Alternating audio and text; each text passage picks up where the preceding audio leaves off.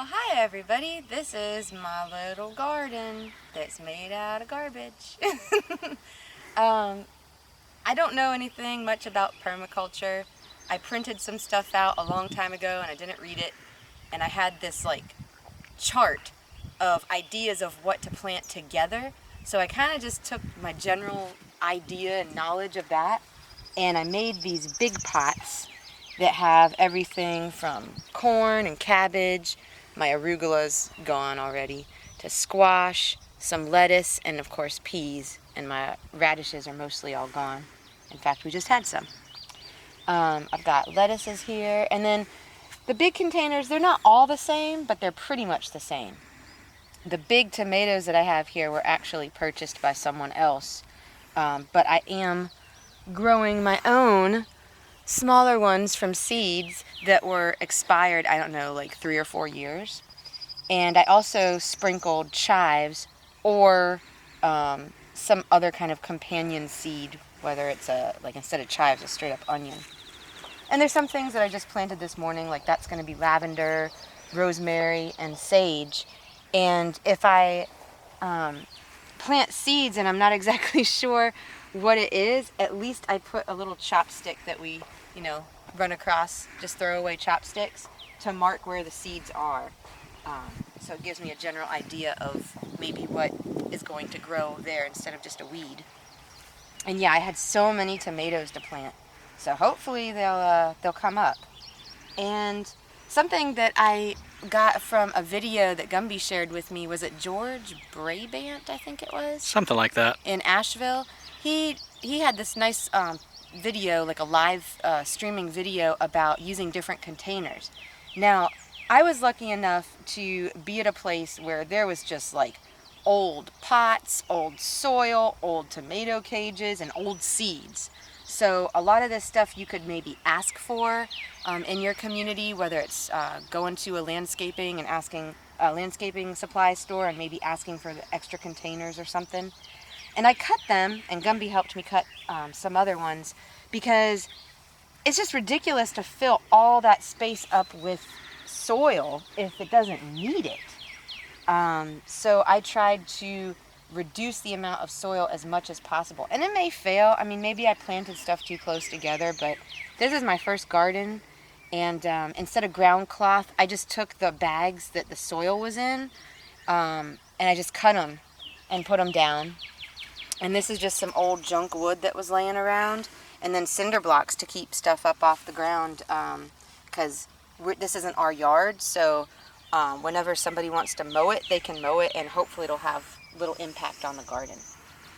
So yeah, and I decided to do levels too, because I thought it was cool, and the pots will drain down and maybe keep things underneath it moist. So yeah, Gumby, did you have anything you wanted to add? Not really. I barely helped with this. This was mostly Teresa, by far. And yeah, it's impressive for a first garden, I think. And not knowing much about gardening myself, but I think the thing that really sets this apart from any other gardening video is it's almost completely scavenged. Yeah. So I can't call this a guerrilla garden because we have permission, but it is a scavenger garden, so maybe kind of a little hobo garden. Yeah, and if you are using seeds, let's say you get seeds from a seed library, we have those in North Carolina, you can start them out in just an old egg carton container, but make sure you punch holes. And the key is you cannot let these sit in here for a long time. So if you are like me and just life kind of gets away from you and you're like, dang it, those seedlings, maybe go for a bigger size, whether it's this size or this size, that gives the seedling a little bit more time. And then, because you've given it more time, it's also hardier, and you can pick out the ones, at least, the ones that have survived this long, and then you can transplant them into your bigger containers.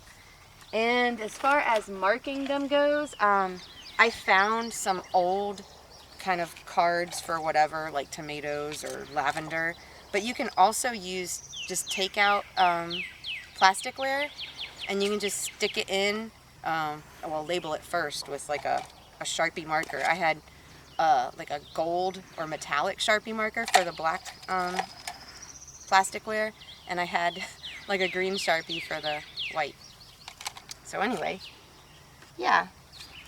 And yeah, all my junk here is kind of useful. And oh, you could even one other thing is you can set out like if you have access to these just like cat litter containers, if it rains, you can turn it over, collect the rain, and then make sure you don't leave it because you don't want mosquitoes. But you could use like a plastic bag to keep the bugs out, and you have water for your garden. So if you don't want to use up, you know, raise your water bill, you can just collect rainwater that way.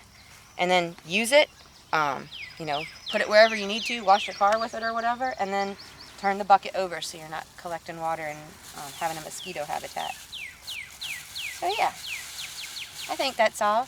And Gumby decorated it with little spirits from my garden from all our stuff from our journeys in our life. Yeah, we're about to head to the mountains because it's too hot here for us. So we took all of our little treasures. We're trying to downsize and kind of scattered some of them throughout the garden. Little memorabilia we've picked up here and there. Yeah. But yeah, getting the van ready. And we are leaving this garden today. So good luck, garden. We hope the people that live here can benefit from it. And maybe even if we're lucky, some of the stuff will still be here when we return. So anything else, Teresa? Thanks for watching.